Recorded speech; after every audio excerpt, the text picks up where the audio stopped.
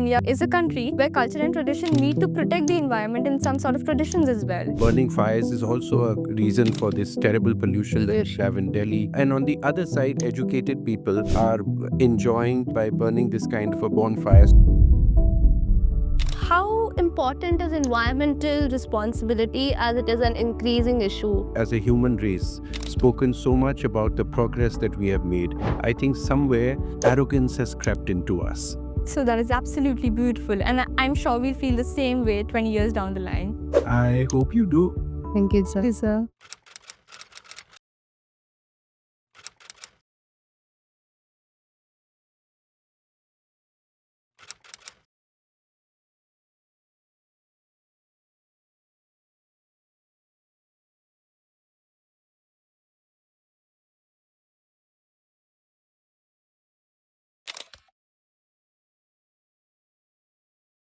It is a matter of great honor to welcome our distinguished guest, Mr. Dikshu Kukreja.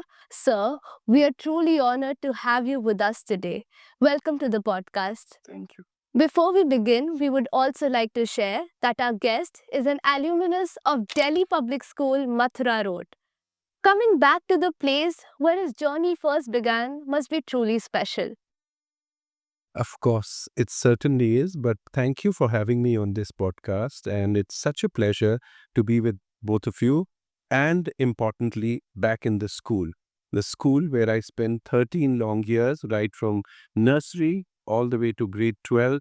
It just brings back so many memories when I'm sitting here. Sir, as a fellow dipsite, what changes have you noticed when you were roaming through these corridors today? Well, like I said, some things feel exactly the same, but of course, the physical appearance has changed of the interiors of these spaces. And I see lots of activities which, show that the school is in a state of transformation. So that aspect is quite evident. But other than that, I would say, at least from the lenses that I look at, I see it just the way I used to see it and experience it so many years ago. So that is absolutely beautiful, and I'm sure we'll feel the same way 20 years down the line. I hope you do.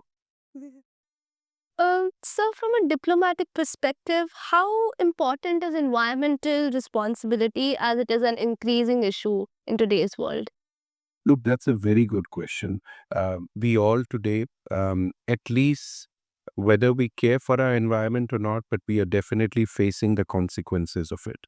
And the way we have been, I believe that, while we have, as a human race, spoken so much about the progress that we have made, I think somewhere arrogance has crept into us. So we have forgotten to respect the environment around us, particularly in the 20th century. The advancements have been really, a lot of times when you look back now, at the cost of the environment, diverting rivers by building dams over them, flattening mountains, and what have you. So I think as a diplomat, one can play a very important role because let's face it, environment knows no diplomatic or political boundaries. With the air we breathe or the river that runs from one country through another, it transcends political boundaries. So as a diplomat, it becomes very important that we can use the tool of diplomacy rather than the aggressive tool of war and aggression. We can use diplomacy to convince others that we share a common future and therefore we share a common concern towards our environment. Absolutely, sir. So, while we're on the topic of diplomatic perspectives, what role do embassies and diplomats play in promoting climate awarenesses and sustainable practices? So I think embassies and consulates play quite an important role because they can be the bridge of learning between their own country that they are representing and the nation in which the embassy or consulate is. There are so many, I mean, world over, the human mind, human race comes up with inventions, and some of these inventions, like I said, can be for the better of entire humanity. So embassies can play an important role that we are able to share that knowledge. For example, when I represent Albania, Albania has, it's a small country, but it has a great sense of responsibility towards the environment. So like India, while it's a developing nation, but it is not developing at the cost of the environment. So a lot of renewable energy, hydropower, wind power, and solar energy is being used in Albania in a very big way. So that's a great learning, because even India has taken on such a great responsibility. As you must be aware, India co-founded the International Solar Alliance, yes, where so many countries are members now. So there's a lot of shared knowledge that can happen, and embassies and consulates can play a big role in that. Yeah. Yes, sir, definitely. I feel we should be all aware of this and we should be really concerned towards our environment. Absolutely. I don't think now we have a choice. Definitely. Years back, we could have thought of taking different measures.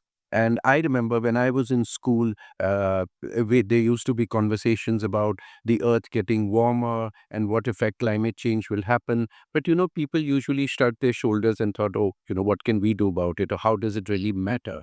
That was generally, I think, the perception of people. But today, when we are facing the consequences of that, I think it's a lot now onto everybody's responsibility, but also you young people who are going to be now soon entering your higher institution learning, and then your careers, that it becomes imperative. And I don't think age is ever a detriment to when one can play a role. Look at Greta Thunberg, what kind of a role she started playing. So I think, and through your podcast and you young minds sitting here, I hope one can take that message that age is never holding us back in the passion and concern and sense of responsibility that we must have towards our environment. I feel people are now having a perception that it's just the responsibility of a government, Yes. or an organization. Right. They don't take it as a shared responsibility.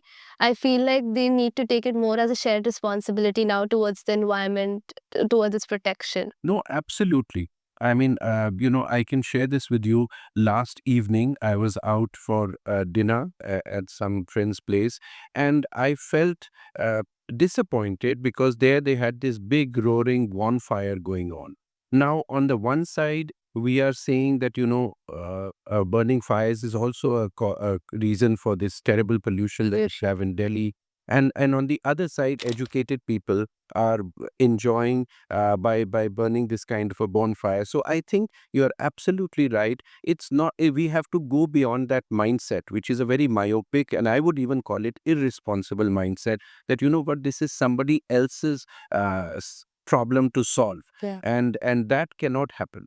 Each one of us has to figure out in our own way that what step are we taking. Even if it is that plastic bottle that we are throwing, are we putting it, so many places you go, you see those three Yes, sir. different cans. But how many people actually pay attention to seeing where they need to throw which trash? So each one of us has. Definitely, sir, definitely. So, as an architect and urban planner, how do you see cities balancing development with environmental protection? Because we feel that we can get the best insight from you on this. That's a very good question again. I think cities, my perception and approach to this is that, of course, we are not going to be in a development freeze. That is not a solution to any place. We need to develop. That is what human beings are all about, our zest for development and progress. But also comes this knowledge. So how we use this knowledge to develop makes all the difference. Which means that in a city, yes, you can make buildings taller, because today we have more technology and we have more access, greater access to materials, etc., etc. But are we doing that with a sense of responsibility that if I have to build a certain volume, and that volume was to be covered, let's say, in two buildings of 10 floors each, and we decide let's make a 20-story building rather than two buildings, that means I've opened up the ground more. What am I going to do with that ground? Is it going to be put to better use? Is it going to be put towards a better environment, more greening, water recycling, etc., etc.? Or is it going to be just wasted? So these small gestures in a development of a city can also make a difference. Like a city like Delhi, Mumbai, and many other Indian cities are right now going through redevelopment projects. You must have noticed even in places like Delhi, you used to have these two-story bungalows, and they are being demolished and multi-story buildings are so if you're building more, how are you making sure that the city is still a better place? Are you going to cause more traffic congestion? Are you going to cause more environmental degradation? Or are you going to create an upheaval in that environment in a positive manner? Makes all the difference. So that is definitely something to ponder about and a really great perspective, I must say. I feel that, people should be aware of their actions. It has consequences and it can affect the well being of the environment. Yes, very much so. So we all need to, that is what education is all about. Education is not just learning formulas So, and just boasting about, knowing too much about, let's say, different subjects, but it is about being able to introspect and apply your mind in a sensible manner, that whatever action he or she is taking, what are going to be its immediate consequences and what are going to be its long-term consequences. so definitely, definitely. So, as we all know, culture is a big part of all of our lives, especially in India. So, what role do you think culture plays in shaping people's attitude towards nature and its conservation? I think culture is the basic DNA of a human being. Um, of course, some would argue that even certain animal species display a lot of cultural aspects or cultural values. But let's not deny the fact that human beings, being perhaps the more evolved species on this planet, have a certain knowledge and certain culture and legacy that passes on from one generation to another. So I think culture plays a very important role in creating that thread of civilization. Yep. Where we are progressing in a harmonious, in a continuous manner and progressing for the better. Yes, sir, definitely. And I feel that India is a country where culture and tradition need to protect the environment in some sort of traditions as well. Yes, but I would also say that India's rich culture and traditions, and added to it the layer of diversity. When you travel from one part of the country to another, it's amazing which other country in the world can boast of this kind of diversity that India has. So when I used to be in the US, when I was studying at Harvard and spending time there working, and many people would say, tell us about India. What is India like? Etc. So I would sometimes even make this parallel. I would say that, in many ways, at least to the European students, I would say it's like a mini Europe in itself. This one country is like a Europe. And that's not because we have a massive population, but it's the diversity. Just like in Europe, you move from one country to another, and you will come up with the people change in terms of their language, culture, customs, traditions, etc. In India, one state to another. Yes, sir, absolutely. Even within one state, there is so much. That's so true. So it's an amazing, amazing country. And yet, look at it, what a harmonious country we are in. Since we gained our independence more than 7 decades ago, have we had any kind of terrible domestic consequences? Never. We all Not at all. to live so happily. So I feel that people around the world need to look at India and learn a lot from us. Yeah, definitely. They truly do. So, apart from dialogue and negotiation, how do countries like Albania and India cooperate on environmental and come on the same page for sustainability? So, both India and Albania share lots of common things, and those common aspects have been that they have a respect for their culture, traditions, and democratic values today. So, from that point of view, it becomes a sense of common responsibility because it today, whenever I visit Albania, I see so many similarities. It reminds me of back home because the people in both the countries today have this desire to progress, have a desire to work hard only to be able to be successful. These are the values we've been taught. We are not here the privileged lot who believe that, everything is just given to us. So we are not these aggressive consumerists like certain societies are.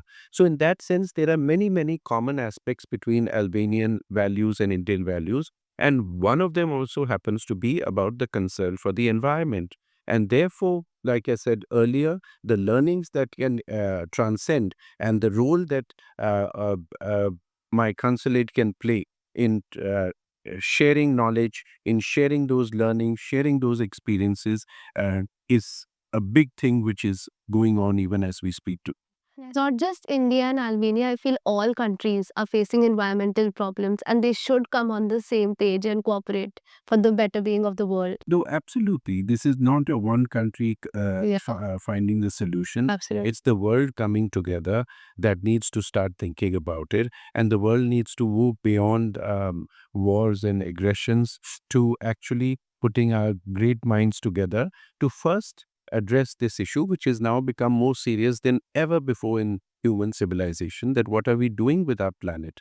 And it's not now left to mere words. We are all seeing it every day. We are all reading about it in the media. We are seeing how, cyclones, storms, how mountains have, which used to be having plentiful snow, are now not having any snowfall at all, and the ocean water rising gradually.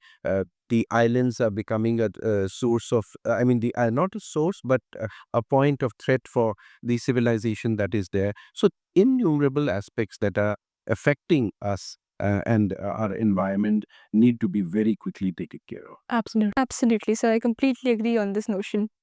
So, with the advancement of technology and inclusion of artificial intelligence in this world, how does it really help to protect environment and get through those challenges? So, like I said earlier, we should be utilizing our ability as a human civilization where we are making this progress. Earlier, few decades back, computers changed our lives. Today, we are at the cusp of AI turning to be a life changer. Which way it goes is something we need to watch and also monitor carefully and handle responsibly.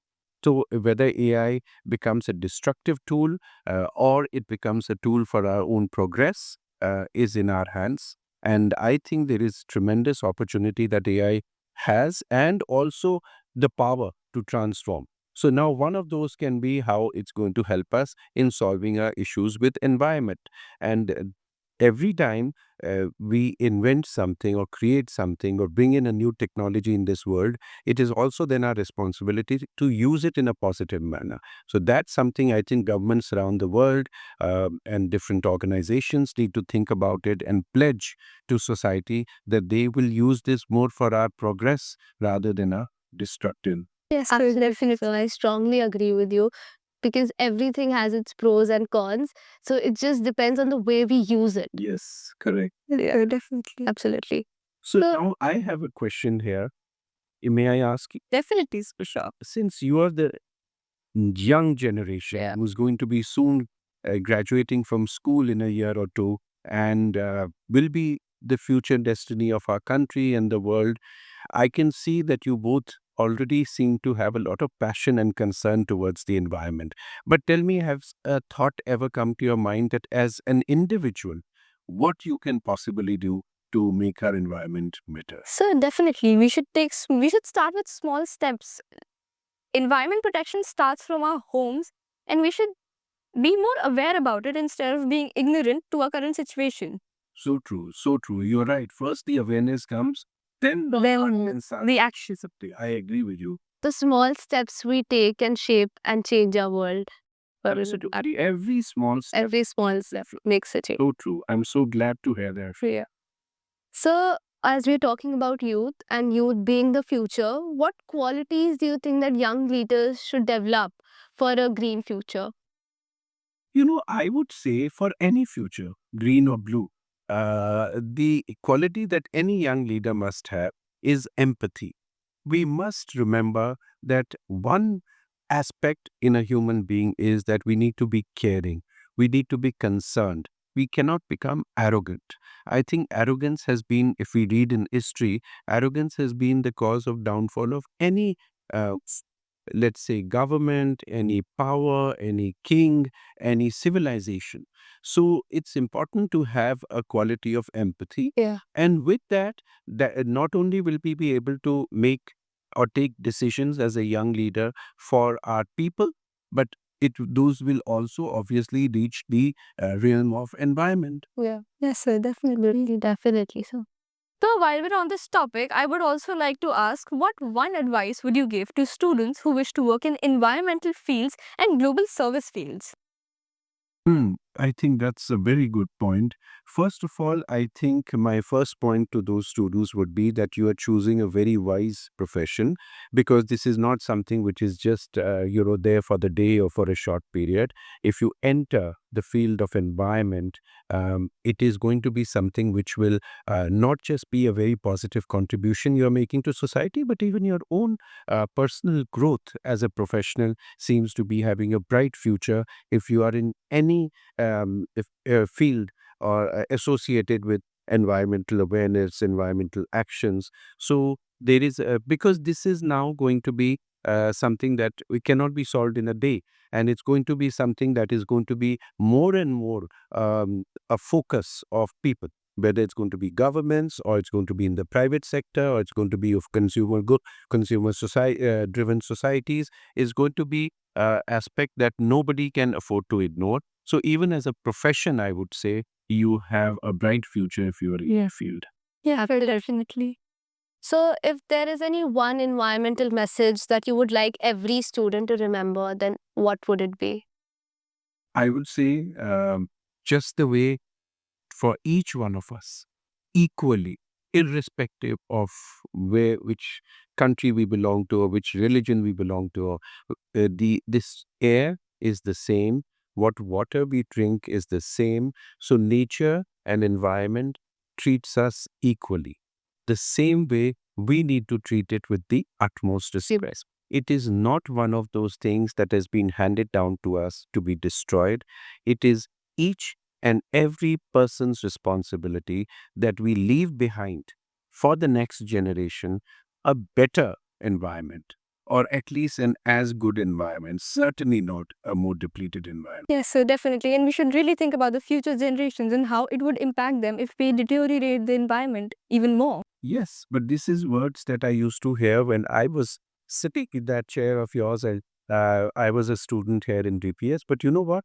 Times have changed. Today, I can even say it is good for us to become selfish and be concerned for our own selves. When I was your age, the air quality and other problems of environment were not there. They were beginning to happen or forecasted to happen. Today we are sitting in the midst of. We are living. So even if we are not concerned about the next generation, for our own health, selfishly we need to wake up, and we don't need to just sit there and complain about it. And like you rightfully said, expect only the governments to do that thing. Each one of us needs to wake up to this issue. Definitely so. Absolutely. So thank you so much for sharing your insights and experiences today. What did you feel about this podcast and how do you think it would help us students? Well, I loved sharing my thoughts with you too. I enjoyed the podcast very much, including the fact that you have this dedicated podcast room in the school. When you asked me about the changes earlier between the school when I was here and now, certainly we didn't have things like podcasts and podcast rooms. So I've really enjoyed this. And I think it's a great medium that you have very responsibly engaged with in some terms of a media tool that is there for communication with the rest of the world. It's fantastic. You must carry on, and I wish you the best. Thank I urge you to be here in DPS school. Like I said, it's brought back flood of memories, and I wish the school, and I wish the students, and I wish all the students from the entire young generation a great, bright future. Thank you so much, sir. So your thoughts on sustainability and diplomacy, urban planning and youth leadership have really helped us to understand that global responsibility begins with conscious choices instead of blind hope. I must sign off by complimenting you both. I'm so happy to interact with you, and I am very impressed with your intelligence, your presence of mind, and your thoughtfulness towards the subject that we've discussed. Thank you so much, sir. Thank you so much, sir. Today's conversation regarding environmental protection again informs us that it is not just the government's responsibility, but it is a shared responsibility, and young people play a great role in that. And as Mohit Agadi said, and I quote, environment is not a property to destroy, it is everyone's responsibility to protect. I unquote. Thank you so much. And remember, service before self.